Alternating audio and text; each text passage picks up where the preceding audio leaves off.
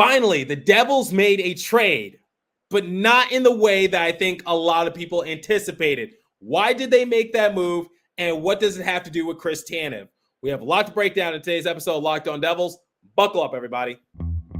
You're Locked On Devils, your daily podcast on the New Jersey Devils. Part of the Locked On Podcast Network, your team every day. Hi, this is Bryce Salvador, and you're Locked On Devils with Trey Matthews. Scores! Oh, Stevens stepped up, nailed him. Brodor's got the puck. What a shot. The Devils win the Stanley Cup. Alrighty now, what is up, New Jersey? Welcome back to the Locked On Devils podcast here on Locked On Network. I'm your host, college hockey play-by-play announcer, Devils Rider for Pucks and Pitchforks, and also part-time credential media member, Trey Matthews. When this episode goes live and you are listening to it, I might be on my flight, on my way to California to cover the New Jersey Devils when they are set to play the Anaheim Ducks and also the Los Angeles Kings. Like I've said in a previous episode, if you see me roaming around the Honda Center and also Crypto.com Arena, don't be afraid to come up and say hi. Love meeting new people. But in the meantime, let's talk about the agenda for today's show. What are we going to be talking about? We're going to talk all things trade deadline possibilities for the Devils because they made an interesting move yesterday when this episode goes live. And then we're going to talk about the possibility of the Devils getting UC Saros because I saw a trade package make its way around social media and I want to discuss it and how the Devils should view the trade deadline going forward. And to round it all off, I know it's probably a fear for a lot of people that the Devils will not make a move at the trade deadline, but is it really worst case scenario? Once again, that will be for the third and final segment. But let's begin with the move that the Devils made because they did make a trade, but not in the way that I think people were hoping for. So we're going to read the Devils PR report. Then for more clarity, I will read some posts that was put out on X by fellow Devils content creators. So that way you guys can have more clarity as to why the Devils possibly made this move because this is either going to work really well for them or it's not really going to make much sense in the long run. Courtesy of the Devils PR team, the Devils announced that they had acquired Dallas's own fourth-round pick in the 2026 NHL Draft for facilitating an existing trade between the Dallas Stars and Calgary Flames for Chris Tanev. Remember, Chris Tanev is making his way to the Dallas Stars from the Calgary Flames, and I've talked about Chris Tanev before and the possibility of him joining the Devils, but digressing a little bit, to receive the pick, New Jersey trades the rights of unsigned draft choice goaltender Cole Brady, who was the fifth-round selection in the 2019 NHL Draft to Calgary, and have agreed to retain 50% of all future obligations to Tanev's contract for the 2023-2024 season. The Stars and Flames can currently announce the larger transaction, which includes sending Brady to Dallas. Okay, this was a little confusing for a lot of people because everyone was wondering, why did the Devils make this move? Why does it make sense? Is this the calm before the storm? Because people are projecting for the Devils to make another blockbuster deal because people wanted a defenseman, people wanted a goalie, people wanted Noah Hannafin, people wanted Chris Tanev, people want UC Saros, people want Jacob Markstrom, people want John Gibson. Basically, the past few months has been nothing but speculation in regards to who the Devils could potentially get. And when this news broke, I don't think this was the story that people were yearning for. Okay, let me give you guys some more clarity. Courtesy of Amanda Stein, who put this out on social media, she said, Devils using their available cap space to acquire an asset in the fourth round. This wouldn't hamper any ability on another deal that they might be interested in, all about asset acquisition. So for any of you who are saying that this kind of ruins the Devils making any future trade, no, they're just trying to stack up on acquisition so that way maybe they have a little bit more flexibility to work with and maybe they can sweeten the deal on something else now that they do have that fourth round pick. And I'll share my thoughts on this momentarily, but I guarantee that some of you had a heart attack when you initially saw that the Devils were going to retain half of Tanev's contract. Well, here's the thing. If you're like me and math is not really your strong suit, you had to do a bit of research because you were probably thinking to yourself, is this how the Devils are wasting Dougie Hamilton's LTIR situation? Well, here was the ordeal. The Flames retained 50% of the remainder of Chris Tanev's $4.5 million cap hit when they first sent him to the Devils. New Jersey then retained half of the remaining salary while trading him to the Stars. The Stars sent the Devils a 4th-round pick in 2026 for retaining the salary. That's how the Devils got that pick, leaving Dallas with what's left of a $1.125 million cap hit. Basically, it's not that strong of an effect for the Devils if that clears the air. Frank Saravelli also added and said, smart move by the Devils to get in the mix and retain on Tanev. They've got lots of LTIR space, thanks to Dougie Hamilton, more than they'll need, and it's use or lose. They now have an extra 4th-round pick capital they could potentially throw into the mix over the next 8 days, or keep it for themselves.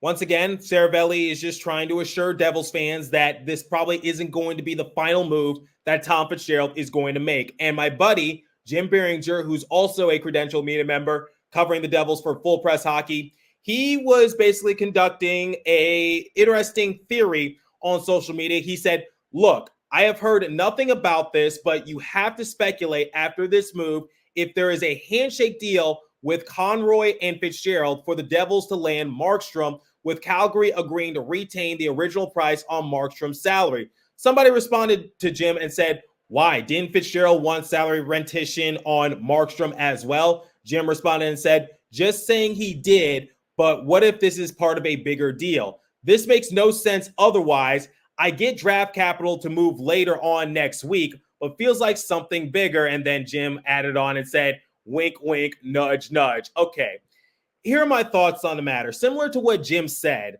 I think this is a calm before the storm type of thing for the Devils because we've seen them do things like this in the past. In fact, we saw them do something like this over the summer where they did a sign and trade with the Columbus Blue Jackets. They signed Damon Severson, and then Severson was immediately dealt to the Blue Jackets in the second sign and trade in NHL history. And what did the Devils get out of Severson? They got a 3rd-round draft pick. And what did they use that 3rd-round draft pick for? They added it along with Yegor Sharangovich. It was a package deal to get Tyler Toffoli. And I think that's what Tom Fitzgerald is just trying to do because he's trying to build up a little bit more draft capital to sweeten the deal for other possible moves that the Devils might make. Because I think this is showing signs that the Devils have no intention of selling at the trade deadline. But that's just my opinion on the matter. Will this work? Will this fail? I don't really know, but I don't know if it's going to be for a blockbuster type of deal. I don't know if it's going to be for a small type of deal, but I think this is a good strategy in the meantime for Fitzgerald. But if it doesn't work, then it won't make sense in the long run, similar to what Jim said. And I agree with him wholeheartedly. We're just going to have to wait and see. And similar to what Saravelli said, the trade deadline is just a little more than a week away, and time is winding down for the Devils to possibly get into the mix to try to take their team to the next level, or maybe they'll just stick to what they got.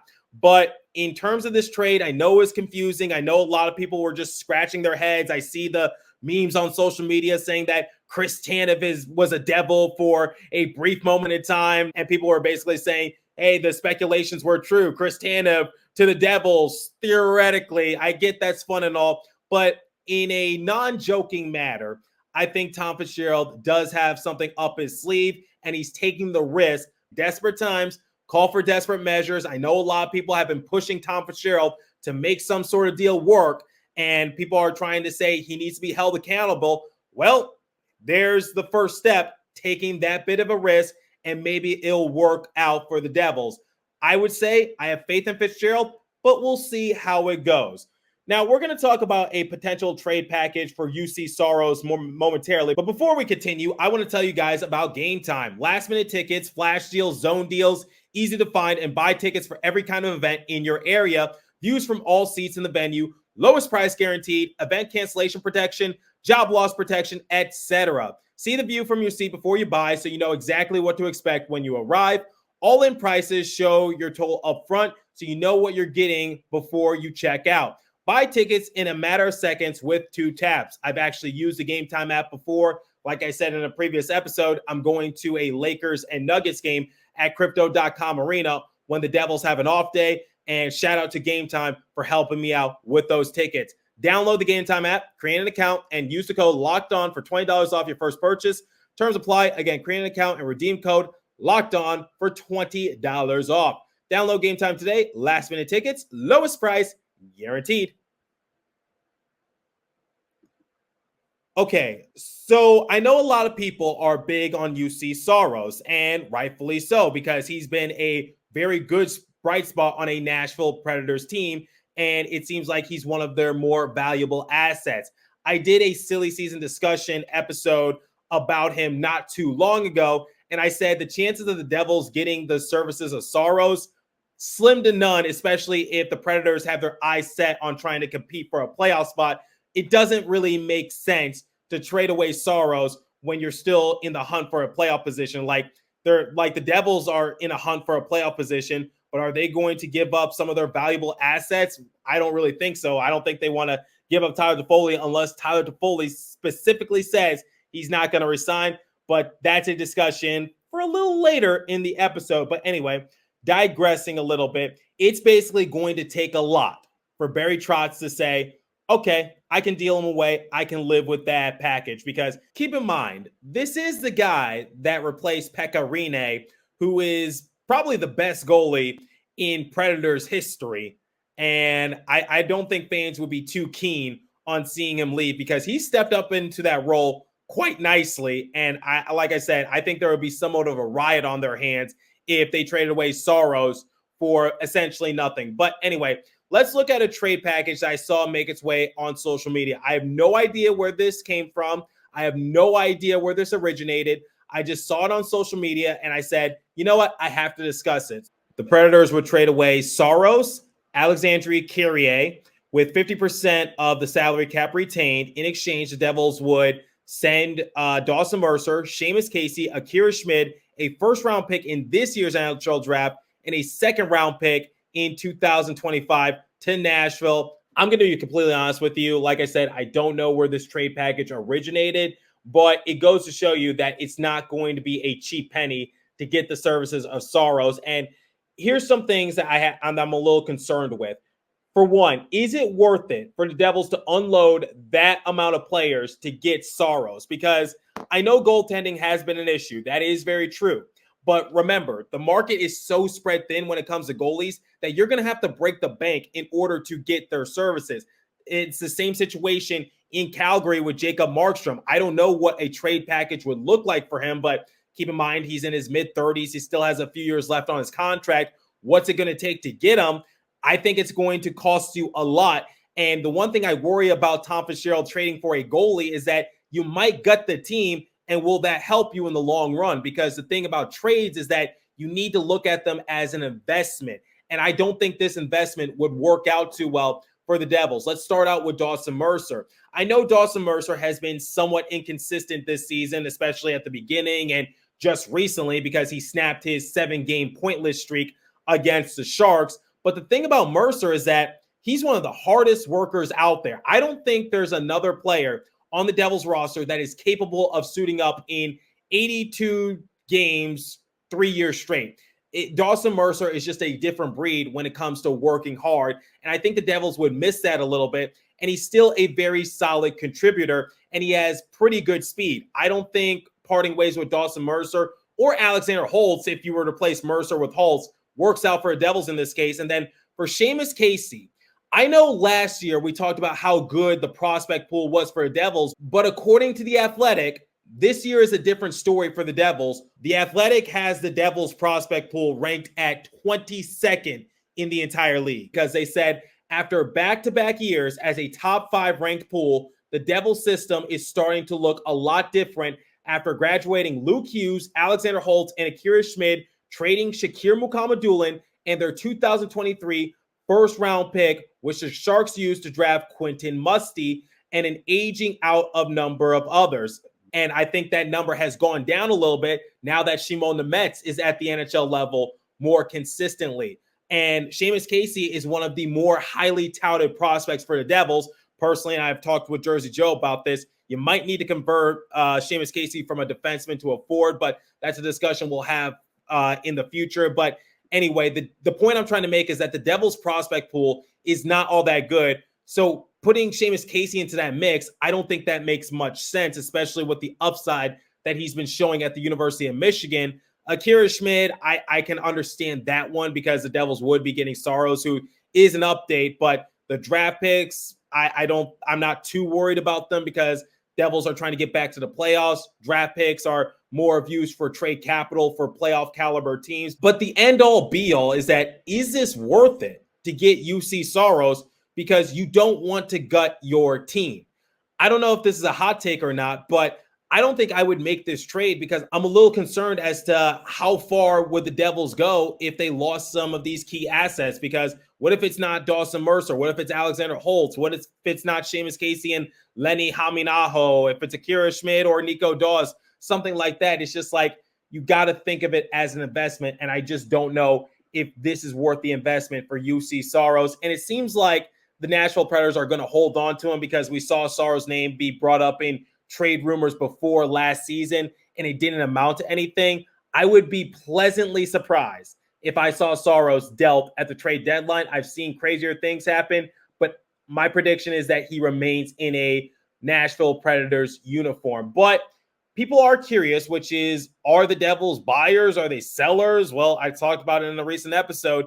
It really depends on, I guess, Tyler Toffoli, because that would be the biggest key asset that the Devils have that is tradable. But I don't know if Tyler Toffoli wants to resign or not. I don't know if he wants out. I don't really know. But according to reports that I'm reading, seems like that Tyler Toffoli does want to remain in New Jersey. And it seems like the organization is trying their best to retain him. But you can't help but think if they can't get a deal done within the next few days, is Tyler Toffoli out the door? Well, Greg Wyshynski of ESPN recently put out an article, and he said, the NHL trade deadline big board featuring my top 50 players that might be available, from last pieces of the Stanley Cup puzzle to potential traps.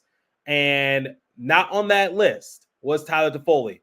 On the cover was Jake Gensel of the Penguins.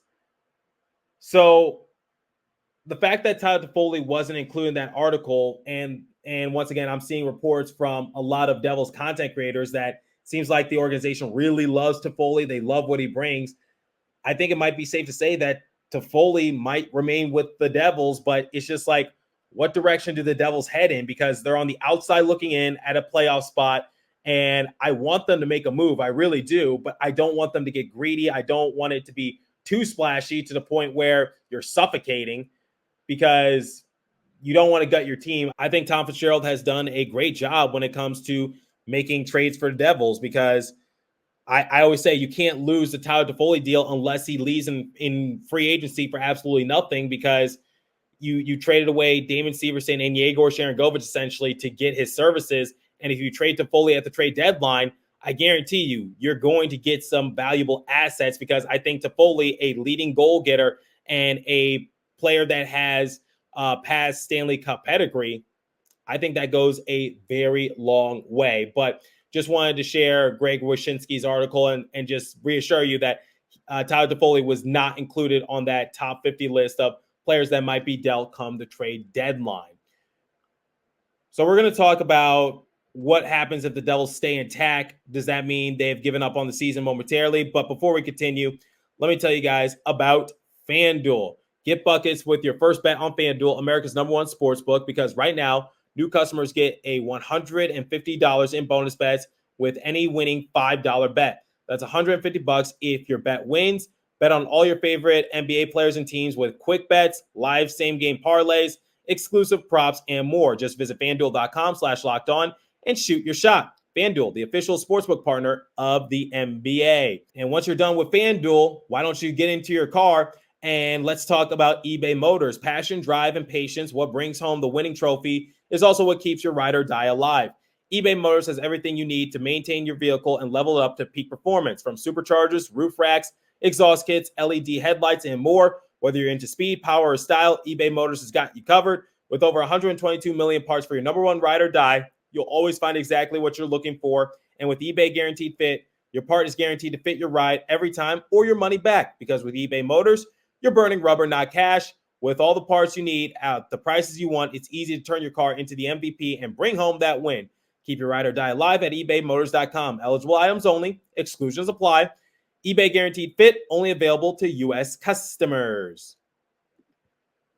Okay, what's the one fear that a lot of people have for the Devils heading into the trade deadline? I think it's staying intact, like not making a move whatsoever. And honestly, I don't think that's worst case scenario, because I'd rather them stay intact than them become sellers, because I really like what the Devils have on the roster. But the problem is they just cannot stay healthy, and they need a little bit more grit. They need a sandpaper type of player, which is why that I'm hoping that Tom Fitzgerald does make a move to get that type of player, because Curtis Lazar, he was a trade deadline deal last year, and he's worked out quite nicely for the Devils. I think that's what the Devils need. They just need a little bit more physicality. They need a little bit more determination to really whip some of these players into shape. And once they get fully healthy, especially with Dougie Hamilton coming back, I think this team can definitely go places. But I know a lot of people are saying, like, we need to hold Tom Fitzgerald responsible. But Tom Fitzgerald is very smart. He has a plan. So if this season is a complete wash for the Devils, I think he has no problem with just saying, like, okay, we're just going to keep everything intact, and we're going to try again in the offseason and readdress everything, see what we need, what we don't need, and see if there's any potential deals on the board. I think Tom Fitzgerald has done a phenomenal job with the construction of this roster, because it expedited the rebuild process for the Devils, and they were a playoff team last year. And I know a lot of people are basically saying that the Devils are horrendously bad this year, but I don't even think that's entirely true, because they're just on the outside looking in for a playoff position in both the Metro and the wild card. Now, do I see the Flyers or the Red Wings going on a lengthy losing skid to the point where they can slide into one of those positions and comfortably finish in a playoff position come the end of the year? I don't really know. I'm not psychic, but the point is that the Devils are not that far behind. And we saw them have an electric season last year, but teams are a little bit more prepared for them, not giving them a backup goalie. And now they just got to try to answer on back by being a little bit more physical. But I'm holding out hope that Tom Fitzgerald does make a deal at the deadline, and maybe just gives the Devils an extra energizer. But anyway, let me know what you guys think in the comment section. Where do you think the Devils go from here? Do you foresee them making a move? I'm curious to hear your thoughts, so leave a comment down below if you're watching on YouTube. If you're listening on a podcast streaming service, hit me up on my personal X Page app at TreyMatt4 or the show's X Page app at Locked On Devils. As for today's episode, that's all the time I have for you. Continue to stay safe. Have a wonderful day in New Jersey. Go Devils. I'll catch you guys in the next episode. Thanks for listening once again, and I'll see you in Cali.